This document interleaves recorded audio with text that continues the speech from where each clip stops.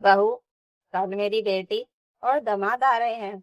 सुबह से घर में कोई कमी नहीं दिखनी चाहिए और खाने में कम से कम 15 चीजें बननी चाहिए। सास की आवाज सुनते ही मैं रसोई में रखी सब्जियां काटते काटते रुक गई। मैंने पलटकर उनकी तरफ देखा।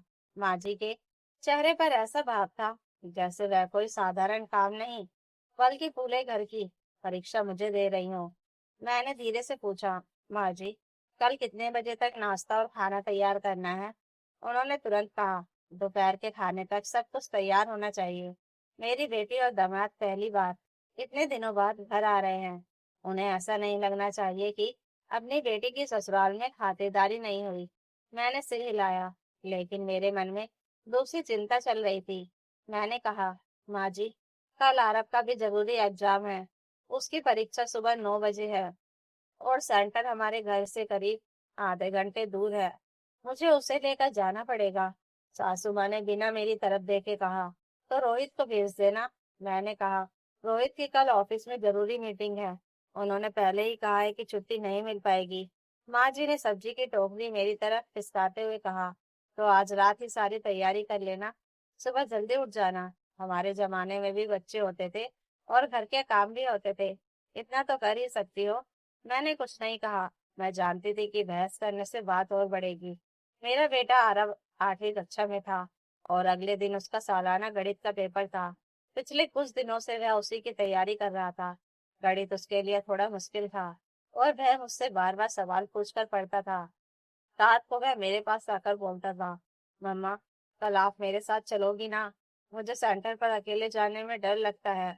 मैंने उसके सिर पर हाथ फेर कर कहा था, हाँ बेटा, मैं चलूंगी। तुम बस अच्छे से पेपर देना। मुझे पता था कि उसके लिए मेरा साथ कितना जरूरी था, लेकिन घर की स्थिति भी मेरे सामने थी। अगले दिन ननद पूजा और उसके पति विक्रम आ रहे थे। पूजा की शादी को करीब 3 साल हुए थे। वह अपनी माँ की बहुत लाडली थी और जब भी मायके आती, माँ जी की नजर में घर की सारी जिम्मेदारी मेरे ऊपर आ जाती। पूजा बुरी लड़की नहीं थी, लेकिन उसे ये आदत थी कि वह अपनी माँ की हर बात को सही मानती थी। अक्सर वह मजाक के नाम पर मुझे ताना मार देती। रात करीब 8 बजे पूजा का फोन आया। वह माँ जी से बात कर रही थी और स्पीकर पर उसकी आवाज साफ सुनाई दे रही थी। पूजा कह रही थी, माँ, इस बार भाभी को बोल देना कि मेरी पसंद का खाना जरूर बनवाए। पिछली बार तो सिर्फ 8-10 चीजें थी। माँ जी हंसकर बोली, इस बार मैंने कह दिया है, कम से कम 15 चीजें बनेगी। पूजा ने कहा, अच्छा है माँ, नहीं तो भाभी को लगता है कि 2-4 सब्जी बनाकर काम खत्म हो गया। मैं रसोई में खड़ी सब सुन रही थी। मेरे पति रोहित ने मेरी तरफ देखा और धीरे से कहा, तुम चिंता मत करो, जितना संभव हो उतना करना, बाकी मैं देख लूंगा। मैंने कहा, लेकिन कल आपकी मीटिंग है। वह बोले, मीटिंग जरूरी है, लेकिन तुम और आरब भी जरूरी हो। अगर जरूरत पड़ी तो मैं मैनेजर से बात करूंगा। मैंने मुस्कुराकर कहा, नहीं, तुम अपना काम करो, मैं संभाल लूंगी। रात को मैंने तैयारी शुरू कर दी। मैंने दाल भिगोई, सब्जियां काट कर रखी, आटा भूनकर फ्रिज में रखा, मिठाई का सामान निकाल कर रख दिया और कुछ मसाले पहले से तैयार कर लिए। मैं चाहती थी कि सुबह आरब को परीक्षा केंद्र छोड़ने के बाद जल्दी से घर लौटकर बाकी खाना बना सकूं। करीब 11:30 बजे तक मैं रसोई में लगी रही। जब मैं कमरे में आई तो आरब अभी भी पढ़ रहा था। उसने किताब बंद करके पूछा, मम्मा, आप बहुत थक गई हो? मैंने मुस्कुराकर कहा, थोड़ी, लेकिन तुम पढ़ो, कल तुम्हारा पेपर है। वह मेरे पास आकर बोला, आप कल मेरे साथ चलोगी ना? मैंने उसे गले लगाकर कहा, हाँ बिल्कुल। सुबह करीब 5 बजे मैं उठ गई, चाय बनाई, नाश्ते की तैयारी की और साथ साथ खाना बनाने लगी। माँ जी भी उठकर रसोई में आ गई। उन्होंने देखा कि मैंने काफी तैयारी पहले ही कर रखी थी। उन्होंने कहा, अच्छा है, आज समय पर काम हो जाएगा। मैंने कहा, माँ जी, मैं 9 बजे तक आरव को परीक्षा केंद्र छोड़कर 10 बजे तक वापस आ जाऊंगी। उससे पहले जितना हो सकेगा तैयार कर देती हूँ। उन्होंने तुरंत कहा, 10 बजे? पूजा लोग तो 11:30 बजे पहुंचेंगे। बीच में इतना सारा खाना कैसे बनेगा? मैंने कहा, मैं सुबह जल्दी निकलूंगी और वापस आकर बाकी काम कर लूंगी। तभी पूजा का फोन आया। माँ जी ने स्पीकर पर बात की। पूजा बोली, माँ, भाभी से कहना आज कोई बहाना नहीं चलेगा। विक्रम को छोले भटूरे बहुत पसंद है और मुझे दही बड़े, और हाँ, वो शाही पनीर जरूर बनवाना। मैं चुप रही। माँ जी ने मेरी तरफ देखकर कहा, सुना, मेरी बेटी की पसंद का भी ध्यान रखना। मैंने सिर हिलाया। तभी आरव स्कूल की यूनिफॉर्म पहनकर बाहर आया। उसने कहा, मम्मा, मैं तैयार हूँ। मैंने घड़ी देखी, 8:30 बज चुके थे। मैंने गैस धीमी की और अपना दुपट्टा लिया। माँ जी ने पूछा, कहाँ जा रही हो? मैंने कहा, आरव को पेपर दिलाने। वह बोली, अभी? सब्जियां काट कर तो जाओ। मैंने कहा, माँ जी, कुछ सब्जियां तैयार है, बाकी लौट कर दूंगी। परीक्षा केंद्र का समय हो रहा है। तभी पूजा का फोन फिर आया। माँ जी ने कहा, पूजा, भाभी अभी बच्चे को लेकर निकल रही है। पूजा ने शायद यह सुन लिया। उसकी आवाज फोन पर तेज हो गई। क्या? अभी? माँ, आज तो मैं और विक्रम आ रहे हैं। क्या हमारे आने से ज्यादा जरूरी उसका पेपर हो गया? माँ जी ने मेरी तरफ देखा। मुझे लगा वह कुछ कहेंगी, लेकिन पूजा खुद बोलती रही। भाभी को समझाओ माँ, साल में एक दिन तो हम आते हैं। अगर आज भी उन्हें घर के काम से ज्यादा बच्चे की चिंता है, तो फिर रहने दो, हम कहीं और चले जाएंगे। मैंने फोन की तरफ देखा और शांत स्वर में कहा, पूजा, मैं तुम्हें रोक नहीं रही, लेकिन आरव की परीक्षा सुबह 9 बजे है। उसे अकेले भेजना मेरे लिए संभव नहीं है। पूजा बोली, तो किसी और को भेज दो, तुम्हारे बिना भी तो पेपर दे सकता है। मैंने कहा, वह पहली बार दूसरे सेंटर पर परीक्षा देने जा रहा है और बहुत घबराया हुआ है। मैंने उससे साथ चलने का वादा किया है। पूजा ने हंसते हुए कहा, भाभी, बच्चों के लिए माँ का इतना परेशान होना भी ठीक नहीं। आज तुम्हें घर की जिम्मेदारी पहले निभानी चाहिए। यह सुनकर मेरे अंदर कुछ टूट सा गया। मैंने कोई जवाब नहीं दिया, बस आरव का हाथ पकड़ा और दरवाजे की तरफ बढ़ गई। पीछे से माँ जी की आवाज आई, कम से कम दोपहर के खाने से पहले लौट आना, वरना मेरी बेटी को क्या लगेगा। मैंने पलटकर सिर्फ इतना कहा, मैं पूरी कोशिश करूंगी माँ जी। आरव मेरे साथ बाहर निकल गया। रास्ते में उसने मेरा हाथ कसकर पकड़ रखा था। उसने पूछा, मम्मा, नानी मुझे प... दादी मुझे परीक्षा देने से रोकेंगी तो नहीं? मैंने मुस्कुराकर कहा, नहीं बेटा, कोई नहीं रोकेगा, तुम बस अपना पेपर देना। लेकिन मुझे क्या पता था कि परीक्षा केंद्र पहुंचने से पहले ही घर में एक ऐसी बात होने वाली थी जो सिर्फ मेरे और आरव के दिन को नहीं, बल्कि पूजा और माँ जी की सोच को भी बदलने वाली थी। आरव का हाथ पकड़े मैं जल्दी जल्दी परीक्षा केंद्र की तरफ जा रही थी। रास्ते भर वह अपनी किताब के आखिरी कुछ सवाल याद करता जा रहा था और मैं उसे समझा रही थी, अब किताब बंद कर दो बेटा, जो पढ़ा है वही लिखना, घबराना नहीं। लेकिन मेरे मन में घर की चिंता भी चल रही थी।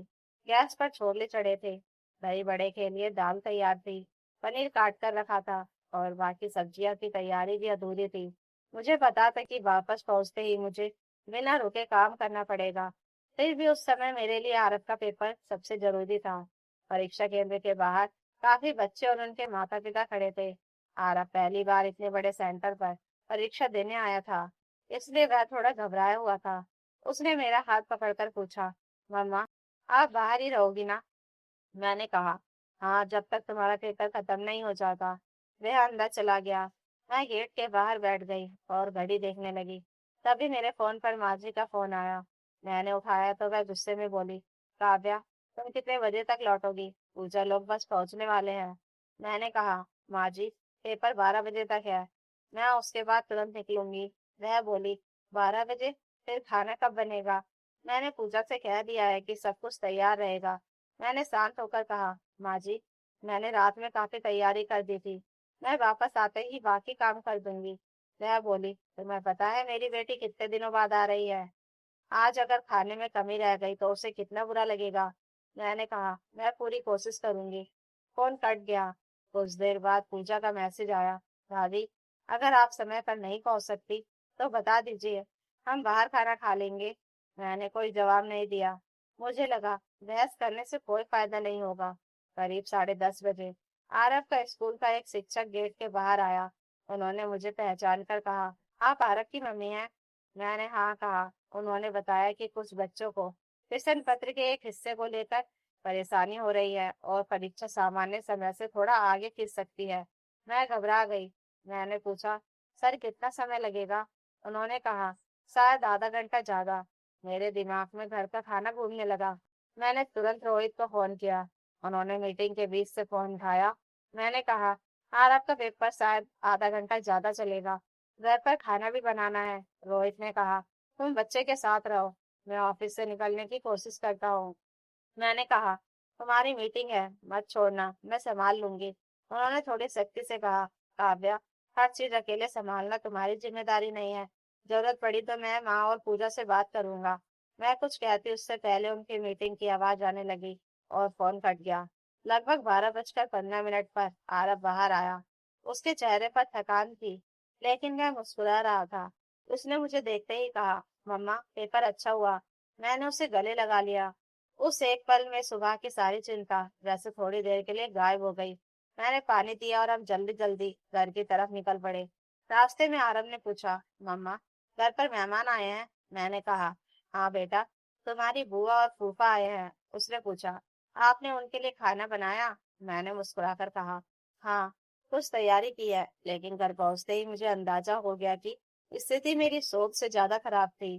दरवाजा खुला तो पूजा और विक्रम सोफे पर बैठे थे। मेज पर पानी और चाय रखी थी। माँ जी रसोई के दरवाजे पर खड़ी थी। मुझे देखते ही उन्होंने कहा, आ गई महारानी। मैंने आरव का बैग रखा और सीधे रसोई में चली गई। गैस पर छोले उबलते उबलते काफी गाढ़े हो चुके थे। दही बड़े की दाल तैयार थी, लेकिन उन्हें तलना बाकी था। शाही पनीर के लिए ग्रेवी तैयार थी। मैंने जल्दी से काम शुरू किया। पूजा रसोई के दरवाजे तक आई और बोली, भाभी, मैंने तो सोचा था आज घर में आपकी बहू वाली जिम्मेदारी पूरी तरह दिखेगी। मैंने उसकी तरफ देखा, लेकिन कुछ नहीं कहा। वह फिर बोली, आपको पता था ना हम आ रहे हैं, फिर बच्चे का पेपर भी उसी दिन क्यों था? मैंने कहा, पूजा, परीक्षा की तारीख मैंने तय नहीं की थी। वह बोली, मैं तो बस कह रही हूँ, वैसे भी बच्चों की परीक्षा तो हर साल होती है। मेरे हाथ रुक गए। मैंने उसकी तरफ देखा और कहा, हाँ, हर साल होती है, लेकिन हर साल आरव 8वीं कक्षा में नहीं होगा, और हर साल वही परीक्षा नहीं होगी। पूजा कुछ पल चुप रही, लेकिन फिर बोली, आपको जो सही लगे कीजिए। वह वापस कमरे में चली गई। मैंने खाना बनाना जारी रखा। आरव अपने कमरे में जाकर कपड़े बदलकर लेट गया। वह काफी थका हुआ था। मैं बीच बीच में उसे देखने जाती और फिर रसोई में लौट आती। करीब 1:30 खाना तैयार हुआ। 15 तरह के पकवान तो नहीं बन पाए, लेकिन मैंने छोले, दही बड़े, शाही पनीर, आलू की सब्जी, पुलाव, पूरी, रायता, सलाद, मिठाई, 2 तरह की चटनी और बाकी चीजें मिलाकर अच्छी खासी दावत तैयार कर दी थी। मैंने मेज लगाई। पूजा के चेहरे पर फिर भी संतोष नहीं था। उसने खाने की तरफ देखकर कहा, माँ, आपने तो कहा था 15 चीजें होगी। माँ जी ने मेरी तरफ देखा और बोली, हाँ, मैंने कहा था, लेकिन बहू को तो बच्चे के पेपर से फुर्सत नहीं मिली। मुझे लगा जैसे उन्होंने जानबूझकर सबके सामने मुझे नीचा दिखाया हो। रोहित अभी तक नहीं पहुंचे थे। मैं चुपचाप पानी के गिलास रखने लगी। तभी विक्रम ने पहली बार बात की। उन्होंने कहा, माँ जी, खाना तो काफी है। हम 4 लोग हैं, 15 चीजें खाकर भी क्या करना है? माँ जी बोली, तुम नहीं समझोगे। बेटी साल में कितने दिन आती है? विक्रम ने कहा, लेकिन भाभी भी तो सुबह से काम कर रही होंगी। पूजा ने उसकी तरफ देखा और बोली, आप बीच में मत बोलिए, मैं माँ से बात कर रही हूँ। खाना शुरू हुआ। आरव अपने कमरे में ही था। मैंने उसके लिए प्लेट लगाकर रख दी थी। कुछ देर बाद वह पानी लेने बाहर आया। उसके चेहरे पर थकान साफ दिख रही थी। वह चुपचाप पानी लेकर वापस जाने लगा। तभी पूजा ने कहा, आरव, पेपर कैसा हुआ? उसने कहा, अच्छा हुआ बुआ। पूजा ने हंसकर कहा, अच्छा है, तुम्हारी मम्मी ने तुम्हारे लिए घर में सबको परेशान कर दिया। आरव रुक गया। उसने मेरी तरफ देखा। मैंने तुरंत कहा, बेटा तुम कमरे में जाओ। लेकिन वह वही खड़ा रहा। उसने बहुत मासूमियत से पूछा, बुआ, मम्मा ने क्या परेशान किया? पूजा ने कहा, कुछ नहीं बेटा, तुम जाओ।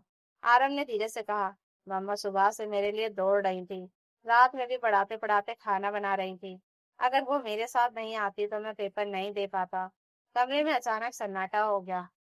आरव ने आके कहा, कल रात मुझे बहुत डर लग रहा था। मम्मा ने कहा था कि वो मेरे साथ रहेंगी, इसलिए मैं पेपर देने गया। उसकी आंखों में आंसू आ गए। उसने मेरी तरफ देखकर कहा, मम्मा, मैंने आपको बहुत परेशान किया ना? मैंने उसे गले लगाकर कहा, नहीं बेटा, तुमने कुछ गलत नहीं किया। पूजा का चेहरा बदलने लगा। लेकिन तभी माँ जी ने कहा, बच्चे को ज्यादा सिर पर मत चढ़ाओ, परीक्षा तो उसने खुद देनी थी। इस बार पूजा ने अपनी माँ की तरफ देखा, लेकिन कुछ नहीं कहा। वह शायद अभी भी पूरी तरह बदली नहीं थी। खाना खत्म होने के बाद मैं बर्तन समेटने लगी। तभी मेरा फोन बजा। स्कूल से आरव के शिक्षक का फोन था। उन्होंने कहा, काव्य जी, आरव का पेपर बहुत अच्छा गया है। उसने जो अतिरिक्त क्वेश्चन हल किए हैं, उससे लगता है कि वह अपनी पिछली परीक्षा में काफी बेहतर करेगा। मैंने धन्यवाद कहा। फोन रखते ही मेरे चेहरे पर खुशी आ गई। मैंने अनजाने में मुस्कुराकर कहा। आरव का पेपर अच्छा गया। पूजा ने पहली बार मेरी तरफ देखकर कहा। सच? मैंने कहा हाँ। वह कुछ बोलने ही वाली थी कि अचानक उसके मोबाइल पर एक कॉल आया। उसने फोन उठाया तो सामने से किसी स्कूल का नाम सुनाई दिया। पूजा की आवाज बदल गई। वह कुछ देर सुनती रही और फिर फोन काटकर कुर्सी पर बैठ गई। माँ जी ने पूछा, क्या हुआ? पूजा ने कोई जवाब नहीं दिया। उसकी आंखों में आंसू थे। मैंने उसके पास जाकर पूछा, क्या हुआ पूजा? वह मेरी तरफ देखने लगी और बोली, भाभी, मेरे बेटे का भी अगले महीने बहुत जरूरी एंट्रेंस टेस्ट है। मुझे अभी स्कूल से बताया गया कि उसकी तैयारी के लिए मुझे उसे रोज पढ़ाना पड़ेगा। मैं कुछ समझ पाती उससे पहले उसने अपना चेहरा हाथों में छिपा लिया। शायद पहली बार उसे महसूस हुआ था कि बच्चे की जरूरत और मेहमान की खातिरदारी में फर्क होता है। लेकिन असली बदलाव अभी बाकी था, क्योंकि उसी शाम पूजा ने अपनी माँ से एक सवाल पूछा और उस सवाल का जवाब पूरे घर का माहौल बदलने वाला था। पूजा कुछ देर तक चुप बैठी रही। फिर उसने अपनी माँ की तरफ देखा और बोली, माँ, अगर अगले महीने मेरे बेटे का जरूरी एग्जाम हो और उसी दिन आपके घर कोई मेहमान आ जाए, तो क्या आप मुझसे भी 15 पकवान बनवाएंगी? माँ जी अचानक चुप हो गई। उन्होंने कहा, बात तुम्हारी अलग है बेटी। पूजा ने तुरंत कहा, नहीं माँ, बात अलग नहीं है। आज भाभी भी तो यही कर रही थी जो एक माँ को करना चाहिए। मैं सुबह उन्हें ताना दे रही थी कि हमारे आने से ज्यादा जरूरी बच्चे का पेपर हो गया। लेकिन अगर मैं उनकी जगह होती तो मैं भी यही करती। कमरे में सन्नाटा छा गया। मैंने धीरे से कहा, पूजा, मुझे तुमसे कोई शिकायत नहीं है। पूजा ने मेरी तरफ देखा और बोली, लेकिन मुझे खुद से शिकायत है भाभी। मैंने बिना आपकी परेशानी समझे आपको सुना दिया। तभी रोहित भी ऑफिस से आ गए। उन्होंने आते ही पूछा, सब ठीक है? पूजा ने मुस्कुराकर कहा, हाँ भैया, आज मुझे एक बात समझ आई है। घर में मेहमानों के लिए अच्छा खाना जरूरी है, लेकिन किसी माँ को उसके बच्चे से दूर करना जरूरी नहीं। माँ जी ने मेरी तरफ देखा। उनके चेहरे पर थोड़ी झिझक थी। उन्होंने कहा, काव्या, मैंने भी तुम पर जरूरत से ज्यादा दबाव डाल दिया। मुझे लगा था बेटे की खातिरदारी में कोई कमी नहीं रहनी चाहिए, लेकिन मैंने यह नहीं सोचा कि तुम सुबह से कितनी भागदौड़ कर रही थी। मैंने कहा, माँ जी, मुझे 15 पकवान बनाने से परेशानी नहीं थी। बस उस दिन आरब का साथ देना मेरे लिए ज्यादा जरूरी था। माँ जी ने सिर हिलाया और कहा, आप समझ गई। पूजा उठी, रसोई में गई और बोली, भाभी, इतने बर्तन अकेले क्यों कर रही हो? चलो आते मैं करती हूँ। मैंने मुस्कुराकर कहा, तुम मेहमान हो। वह हंसते हुए बोली, आज से नहीं, आज से बहन हो।